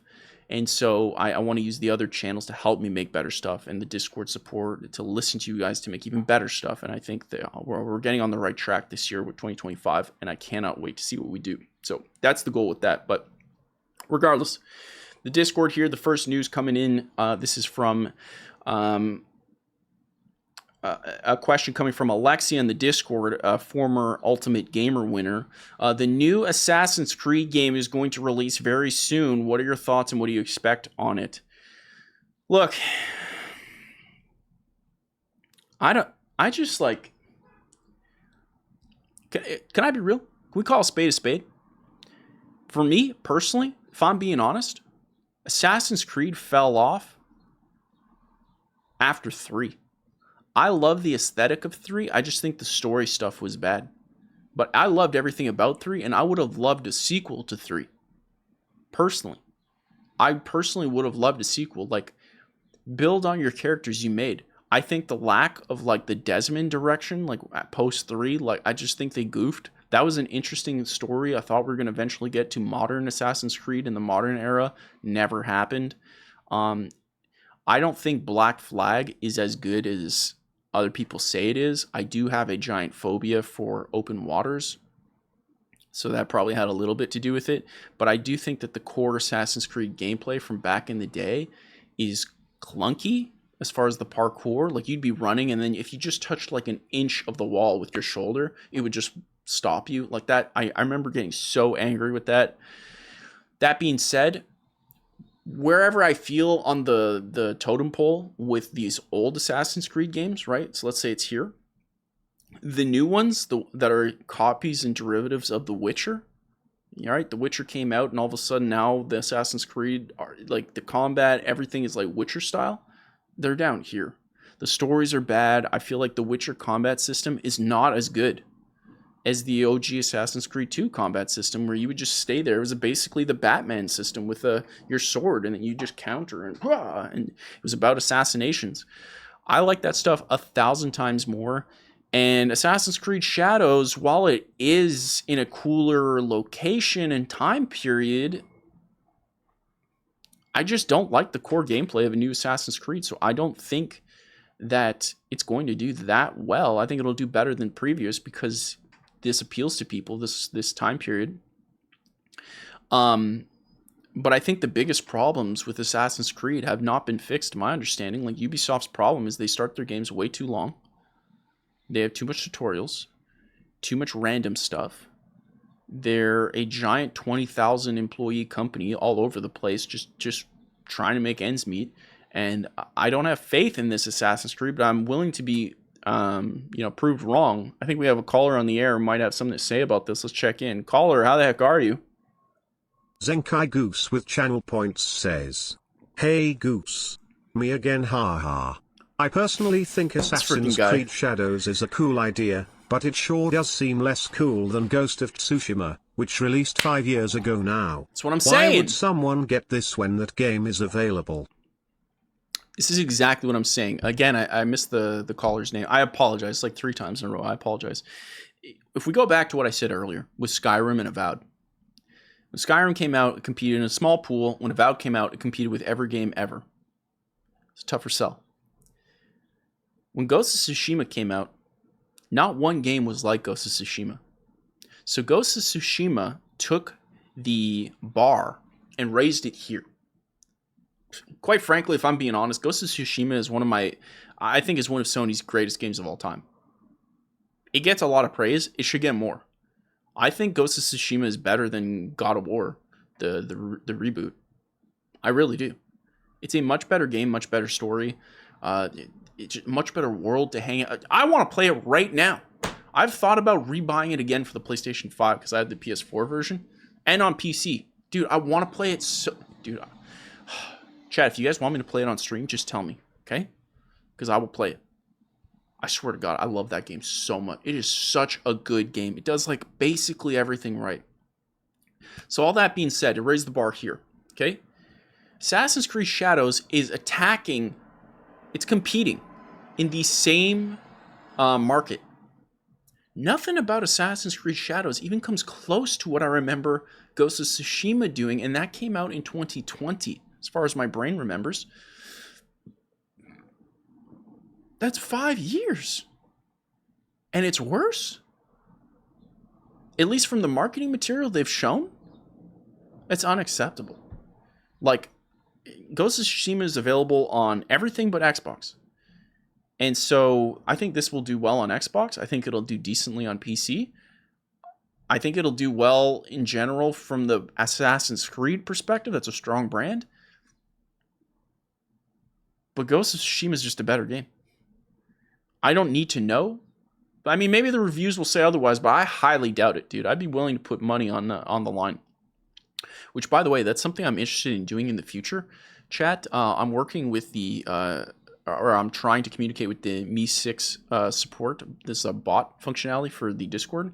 As those of you who know who are in Discord, I'll explain for those who don't. You can earn coins in the Discord. If we go to the fact. Yeah, you can earn coins by doing things, introducing yourself, sending a message, reacting. These are real coins you can use for actual purchases in the store on the Zenkai Goose Discord, including, merch. Like, I allow you to buy merch. So that's available there. So basically, the better community member you are, the more you're rewarded. I'm a big believer in that. And one thing I've been thinking about doing, and I'm trying to see right now, it's not entirely possible. Heck, I might even make my own Discord bot if we can't get these things done, because the way that they interact with their support is kind of lame. One thing I kind of want to do is allow people to bet with their coins on what they think the reviews of a game will be, right? And then if they win, they get coins back. I think that'd be super cool, and a way to basically train users to kind of pre-see what the review score of a game would be. I think that'd be so cool, and I think that's possible once we have a decent amount of community members and a bot that actually does the things I want it to do. But anyways, I have too much stuff to do, so I can't really code a bot right now, but maybe in the future we'll do it. We'll set up on a little Raspberry Pi. Anyways, Assassin's Creed, to sum up, I just don't think it's going to set the world on fire. It's a shame it's having so much trouble and stuff, but I think Ubisoft's in a real bad spot, and I hope they get out of it. I do have a video on the main channel I've scripted, and will be coming out after a few iPlay-everys. Hopefully it's still valid. If it's not, unfortunately, I'm going to have to cancel it, but yeah, I just think Ubisoft isn't learning the right lessons, and I think that's lame. And of course, there's more big Assassin's Creed news coming in from the Pedro Meister, where they shared straight from the Twitter profile here. Assassin's Creed Shadows has been fully leaked. Apparently, someone has stolen a bunch of copies from their warehouses. It seems like it's across multiple different locations, and they are selling online for like only $100, and which is hilarious. Like, that kind of tells you exactly what I'm saying, because like, if you had something a month early, you have the supply, there's demand, and you're selling it for basically like pretty close to the cost of the game new, like not that much extra, right? You're not selling it for like 200, 1,000.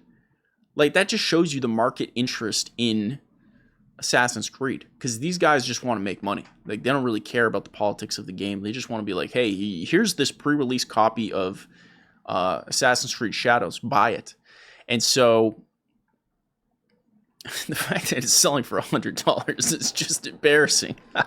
It just shows the market. Nobody cares. So that's coming in from the Pedro Meister, sharing that in the Discord. That's a good post. Really crazy that this game just is every step of the way is getting all the worst publicity, all the worst thing that's happening to them. I really feel bad for Ubisoft leadership. That's every day must be like they just wake up, they hear like the Sound of Silence song in the background.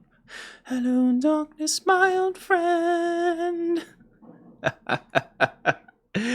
So we need to find those people's videos so we can see how big of a flop it is. Yeah, people aren't really thrilled in the Discord for Assassin's Creed.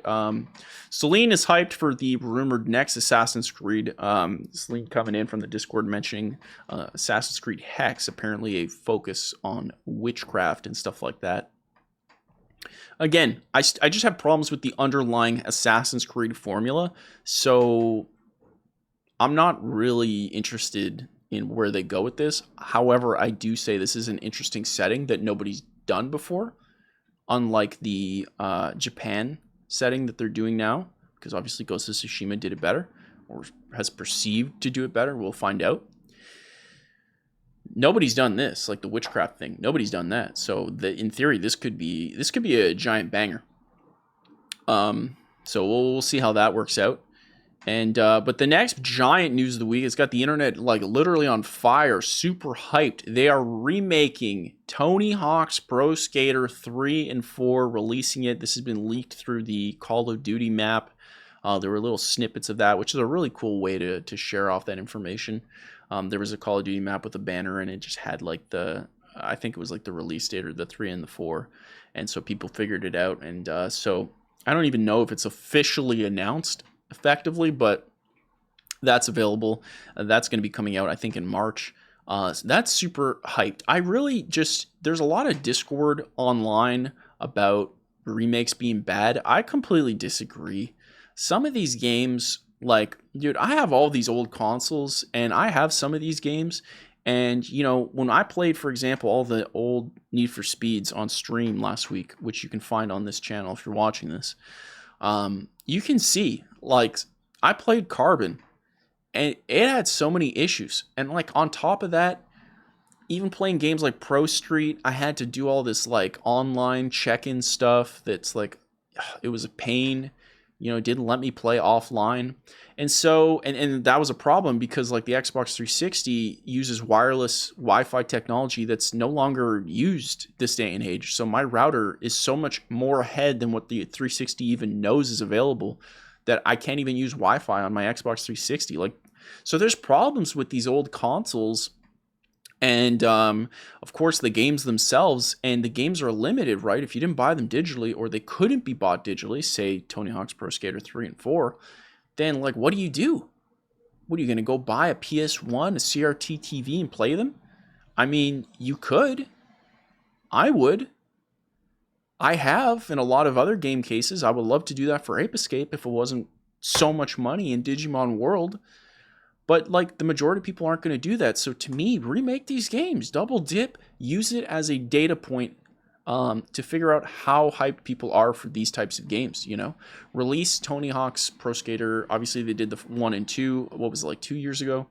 It was reviewed very well. People really liked them. 3 and 4 is coming out. You know, there's so many Tony Hawks, and you can do a lot of data with the modern audience to see what people like or don't like. And then we can table the discussion of nostalgia, and we can just simply evaluate the games based off of fundamental player data. What do they actually like playing? Now we have achievements. We can see what people really like. It's no longer a guess. We don't have to have this information on what's it called? Like on Twitter and stuff like that. We don't have to have any of that. So that's really interesting. Yeah, I'm super thrilled about Tony Hawk's Pro Skater 3. I think that's going to be absolutely phenomenal. Hold on, I think we have a nice text to speech on the matter about this. Let's call her. Let's check in. How the heck are you? Goose with channel points says, "Hey Goose, yo, it's me again. What's going on? What are your thoughts on the new Tony Hawk game? They're remaking 3 and 4. and not Tony Hawk's Underground, which is the worst one. I agree. Even worse than American Wasteland, so that's great. That's a little harsh. So are you hyped to play Tony Hawk 3 and 4 again? Thanks. Honestly, you know what's interesting? I didn't play Tony Hawk 1 and 2, the remake. I don't know why. I actually don't know why I didn't play it. But anyways, I didn't play it. I've kind of found a new passion for games that, like, if I could be honest real quick, which, by the way, I forgot the person's name again, but thank you again for the text to speech. Really crazy you're doing that while I'm offline pre-recording, but W. I've run into this problem with modern games, not all of them, but the majority of them, where, you know, from the 360 era, every game interested me and did something interesting and new and pushed things. That was the same for Gen 6 and Gen 5 consoles. You know, that always something interested me and was new, and that was just because competition was so small and everything was just new.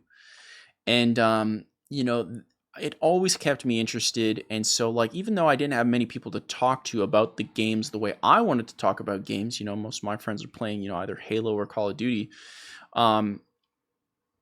I was always busy with something new. You know, Killzone 3 was coming out, Bulletstorm was coming out, you know, Skyrim, Saints Row the Third, and then of course there were amazing gaming podcasts back in the day that I was a huge fan of. I was a huge fan of the Giant Bombcast with the OG cast. You know, I was a huge fan of Podcast Unlocked back in the day. A huge fan of Game Scoop. Like, I loved listening to that stuff. You know, the One Up podcast back in the day, One Up Yours, Rebel FM. I listened to so many gaming podcasts because back when I was in construction, it was the way that I could, like, get that out because I didn't have anyone to talk to about that stuff, unfortunately. And now with these new games, like, there's a real era, like, I want to say from 2015 to, like, now, like, still, these games just aren't appealing to me. For the most part, I think they're bad, they're bloated, they're filled with noise, they forget the core fundamentals of what people actually want from the games. And then every once in a while, you get a game that comes out that's like Vampire Survivors, right? And the thing with Vampire Survivors is it's a game. Like, it's a game. It's just so addictively fun. And that's what I really like about that. But these new games just don't do that. Like, they waste my time. Like Mass Effect Andromeda, that was so depressing to play. These new Assassin's Creed games are depressing to play. Most of the newer Call of Duty games, depressing to play. There was a couple W's in there, but for the most part, depressing to play. The Halo games, depressing to play. Thank God Rockstar was still at the helm doing their thing because, man, there were some real dark times. And, you know, people get upset with Sony's cinematic third-person single-player games, but, man, if it wasn't for them, I don't know what I'd be playing because they were clutching it. Ghost of Tsushima, incredible. God of War, incredible. Spider-Man on the PS4, incredible. Miles Morales, I love that one. You know, if it wasn't for these guys, man, there'd be some real dark times. Astrobot, like the original demo in the PlayStation 5, incredible. Like, you know, Gears of War has been bad. Halo, bad. Forza, like, looks pretty. Bad. Like, it's just boring. And so, the reason I bring that up is because with the Tony Hawk stuff, now I get to do it with you guys. And, like, that's made a huge difference. Like, playing Black Myth Wukong with you guys, playing Cyberpunk 27 with you guys, 2077 with you guys, playing Simpson Run, like, the Need for Speeds. I like that. I want to discuss these games with you guys. Yeah, I want to meme too. I want to have some fun because I think we should be having fun. Games are about fun, so I want to have fun. That's why I make this. That's why I made this show. I wanted to make a gaming show. We're just vibing, dude. There's no politics. There's no drama. There's no swearing. We're all just vibing, and we have a lot of fun. And that's what I love about video games, and that's why I made this show because I don't listen to gaming podcasts anymore. They're filled with cringe, complainy, just they're always whining about everything, and they're not even complaining about the right things. They're giving Need for Speed Unbound a 7 out of 10. What's wrong with you? You disgust me. Hey. What's wrong with you? Stop it. So all that being said, I don't think I would have played Tony Hawk 3 and 4 had it just been me, but now I'm in this new world where I'm just getting all this brand new perspective, and I really enjoy doing that with you guys. So if enough people want, we'll definitely stream that together, and we'll have a lot of fun. To me, that's really fun, and I don't remember much from the Tony Hawk Pro Skater series, so your perspective would probably mean a lot. We got another article coming from Alexi talking about the, what is this, the God of War remake? God of War remake. Thanks to one teaser, the writing may be on the wall for God of War's rumored remaster. Oh, okay, there's a God of War remaster? Hold on. The God of War Remastered Collection would be an exciting proposition as it would allow the entire series to be available on console. While this announcement may have missed the state of play, the impending 20th anniversary of the franchise could be a great time to announce the collection properly. Here's hoping Sony takes advantage of this opportunity to celebrate the anniversary of its flagship series. Again, based off what I said earlier, I would do this. Why not? Now, two things, okay? First, I forgot to shut off the sound for the Discord. I apologize. Two things. Do I think remakes, remasters are good to allow people to play those old games more easily so they get a chance to play them for those who missed and a chance to revisit them in a better quality perspective that they would have been able to do back in the day? Yes. Objectively, I think a God of War remaster with all those OG God of War games is a fantastic idea, and that's great. But point number two, Sony been remastering a little too much, okay? I think there's a balance you have to meet there, right? You have to come at it from the perspective of like, hey, we got to put out some AAA games first before we keep making some remasters, because it's starting to look like all we do is remasters, and that's kind of an L. So while I think this is cool, and I hope they do it, I just think, it's I would just, I'd make some new games, Mr. Sony, Mr. John Sony. I'd make some new games. Wizard posting an article about. Let me just go ahead and mark that as beautiful. A great post by Alexi in the Discord. Wizard posts the Wonder Woman cancellation with the Monolith stuff. We already talked about this. This is kind of a sad moment across the board. Khalil, no! God, that movie was bad. That movie was so bad, dude. That movie was a disgusting little movie, wasn't it? God, it was bad. I remember watching the first 2 seconds of it.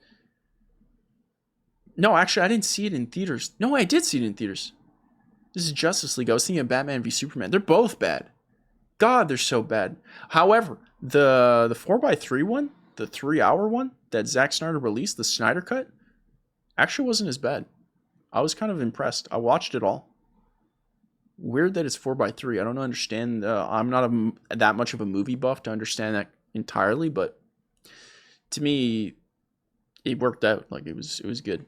Show Pony makes a post here about Sea of Thieves has a new update. Again, I think Sea of Thieves is a multi-level marketing scheme. Okay, he's trying to rope me in there to help him with his profits. It's not going to happen. Okay, it's not going to happen. So bada boom, bada bing, Show Pony. You can have your little Sea of Thieves and you can start your little cult over there, but you don't include me in it. Okay, and mine posting again the Nemesis system. This is where I learned about this. I said earlier it was 2035. The Nemesis system patent would be made available, but I misspoke. It is apparently 2036, and this is so freaking annoying. This is a giant bummer. Great share by and mine. Alexi also shares the beauty of early games. It's probably a video to react to. I'm trying not to do as much reactions. It's just not natural to me. You know, it's interesting. I was thinking about this the other day, because to be a great reactor, it is actually more skill than you might think. And the best way to be a react streamer, not to say that I'm anywhere like I'm planning to be a React streamer, or that's my focus. Clearly, it's more gameplay and gaming news and discussions. When you want to do reactions, you really want to. You don't want your temperament to be a direct response of just like, no, it's this, no, it's that, yes, it's this, which is my default.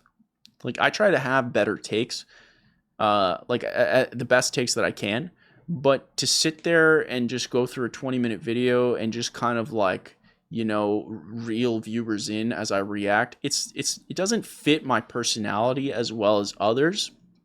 And so it's incredibly difficult. Like, I have a hard time doing it. And while I'm reacting, I just feel kind of dirty. That's not to say I will never do it again. I probably will try, because it is very difficult. It is a skill I'd like to build up. And YouTube is why I do the live streams, why I do this show, why I do Zenkai Goose TV with the normal takes that we discussed, like right here. Hold on. Morning. This one right here. This was just a one take. This, and obviously the main channel, is I'm just trying to build myself up to have a well-rounded set of content creation skills so I can make something at any point and it's consumable by you guys. And so reacting is a skill, shockingly, and I have to build up that tolerance. Maybe I'll watch this at a later date with you guys. Maybe we'll do a separate stream, like a Goose Evening Live, where we just do reacts. Problem is, I just don't have the bandwidth, unfortunately. And I do like the idea that this show, Goose Morning Live, is watched by you guys from an audio-only perspective. Like, that's something I wanted to do, is kind of make the show, see if it can work on like a Spotify, so people can listen to it on the go. I know back in the day, Slimy Roast, an OG Twitch sub, he used to listen to the stream on the go for his runs. And I think that's cool, and I'd like to make that available to you guys, which would make it difficult to do with reacts, because how would you do that? I'd have to be so verbose, which could be disruptive for other people watching. So we'll see, though. You let me know in the YouTube comments. I'm listening, I'm reading. Let me know in the Discord. How do you feel about reacts? Do you want more reacts? I'm always listening. We're gonna make the best show possible. That's just a fact. I guarantee you that. Interesting, actually, if you go and check Goose Morning Live, okay, because I uploaded all the videos available like at once. This is what the OG looked like. This is chat. This is a year ago. Okay, look at it. The layout, the lighting, the camera. This is a year ago. And then just look. You can just from the thumbnails, because I wanted to keep the thumbnails very raw and exactly what you get when you watch this video. Just look at the thumbnails. You can literally see the growth. Every week, I am tweaking it. Every week, we're getting better and better. So leave your feedback. I listen. My goal is to make the best gaming show in the world for the greatest gaming community. And I'm going to do it. That's just a fact. So leave your feedback. I'm reading it. Everything that we know about Max Payne 1 and 2 Remake, I think we're getting close to late on the show, so I'm going to skip that, but that does seem interesting. And we'll try to hit up some other members here. Yeah, apparently Balatro is getting a new rating from Peggy for the EU. For some reason, they were rated 18 plus for Balatro. That is kind of crazy. Local Thunk, I didn't realize Local Thunk, the creator of Balatro, is a Canadian. I don't know where. Canadian. That's crazy. Super happy when Canadian creators and Canadian game developers, anyone Canadian. Look, I love all of you. But I have a special place in my heart for the Canadians. I want us to succeed so badly. I actually reached out to a Canadian content creator on Instagram who's slaying. He's slaying on the short form. And I just reached out. I was like, buddy, dude, your stuff's awesome. We're really happy. If you have any questions for long form, feel free to ask them. I just want you to succeed and vice versa. I just love that stuff. I love helping. In fact, one of these days, I'm going to literally make a discussion thread just like sharing everything I learned about YouTube so that you guys can make your own stuff. I just don't know the best way of doing that yet, whether a dedicated video, a member video. I don't know how to do that yet. But let me know. Let me know what you think. I'm always listening. So here's more information on the Monolith Productions. Ooh, this one's interesting. Coming in. Dude, you need to change your username, sir. I don't know what to call you. 1100? Do I call him 11? 11 like the like Stranger Things. This coming from 11 from Ars Technica. This is interesting. Fresh leaks suggest Half-Life 3 development may be nearing completion. Holy guacamole.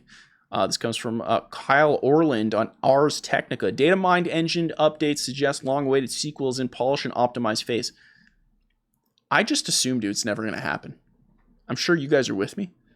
I assumed Half-Life 3 was never going to happen. So if this happens, this will be this is going to be a GTA 6 level moment. There's no way it can be as big as GTA 6, right? Because obviously GTA 6 appeals to the mainstream audience. I don't think Half-Life ever hit that mainstream level the way Grand Theft Auto did. But if anything's going to get close to GTA 6, what else could it be? Like Half-Life 3 is the one, right? So signs of long wait for Half-Life 3 may soon be over. Data contained in some new Valve game updates suggests the project, known in Valve Engine as Half-Life X and widely assumed to be Half-Life 3, might be reaching the final stages of production. In a new video, longtime Valve watcher Tyler McVicker goes into details on a bevy of new variables and strings found through spending hours of data mining the latest update to Dota 2. I wonder why it was in Dota 2. The first update for that game since mid-December. Strings suggest a wave of behind-the-scenes source engine changes dealing with the kind of optimization and polish that happens at the end of a game's production cycle. McVicker says this is getting to the point where it does feel like as if Valve is nearing completion of the production of Half-Life X. Okay, so interesting. So they're getting to the end of Half-Life 3 or Half-Life X, whatever. They've found the optimizations they need to make on the engine, being Source 2, and are porting those changes to the engine so that every other game can benefit from it, and that's where they're learning from it through a Dota 2 update. Okay, I understand. Good. So those changes include a set of new code called AI Base NPC, which is not actively used by Dota 2 and includes many circumstantial Half-Life references, machinery, alien blood. Specific code in this latest update deals with letting the engine scale the level NPC's AI simulation based on its distance from the player. Refinement that McVicker says is absolutely optimization work, and an apparent sign that Valve has hit the optimization and polish phase on Half-Life Alyx. I have to say, I'm just so happy we have like a Rockstar and a Valve. I love how Valve just does what they want. They don't beat around the bush. They just, whatever. We're just going to make the thing the best that we can.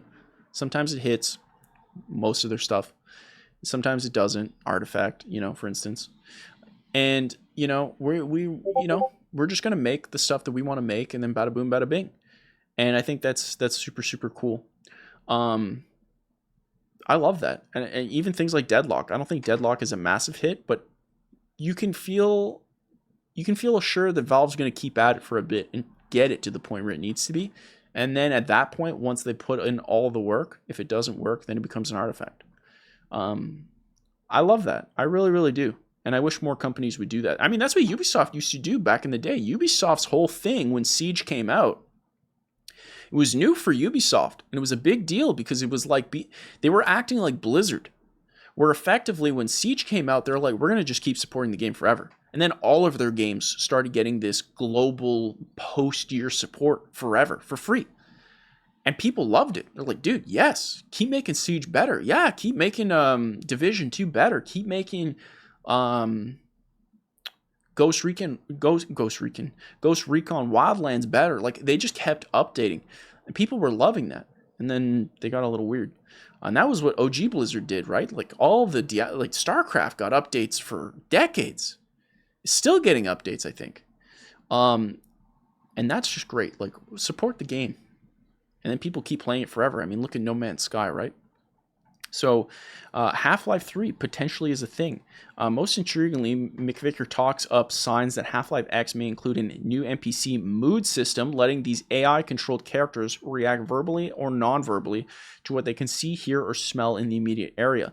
The code also hints at dynamically adjustable nav meshes that will let NPCs navigate easily around destructible environments and hazards, and at a system for in-game objects to be placed semi-randomly during multiplayer playthroughs, a la Left 4 Dead's Director System. That's fantastic, because that Director System, if you don't know in Left 4 Dead, basically every run you do in Left 4 Dead is completely new.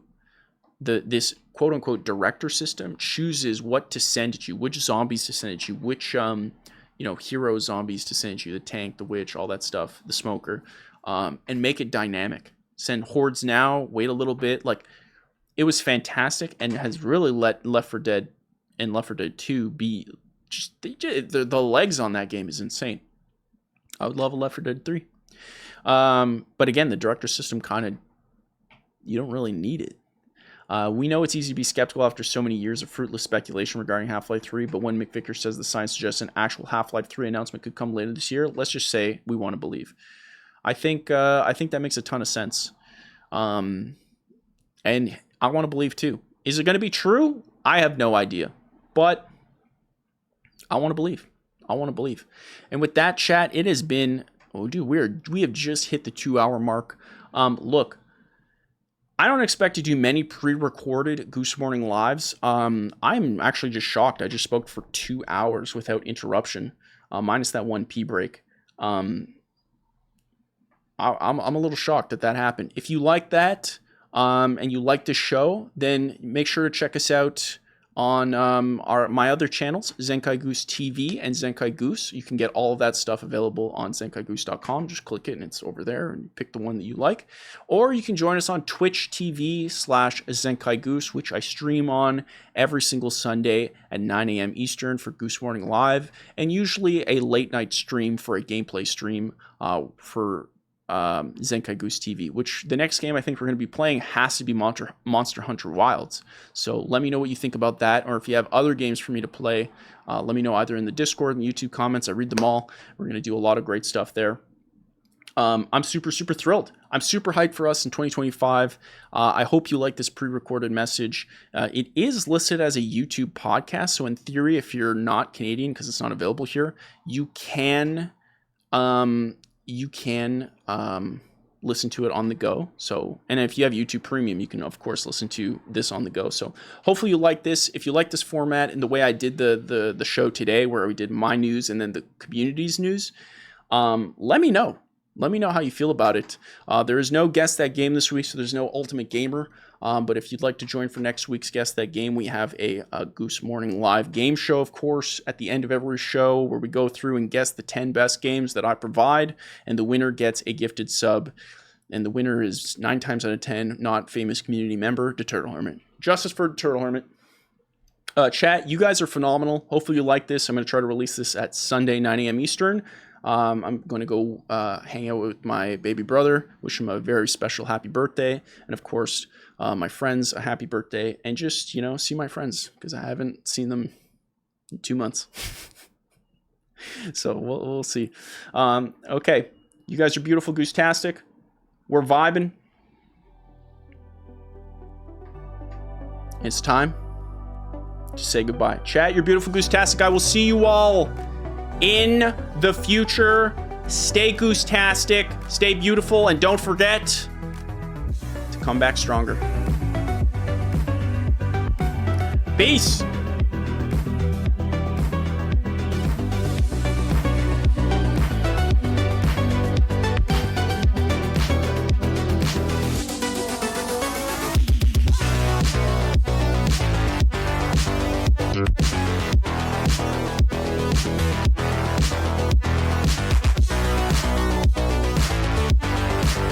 Yeah.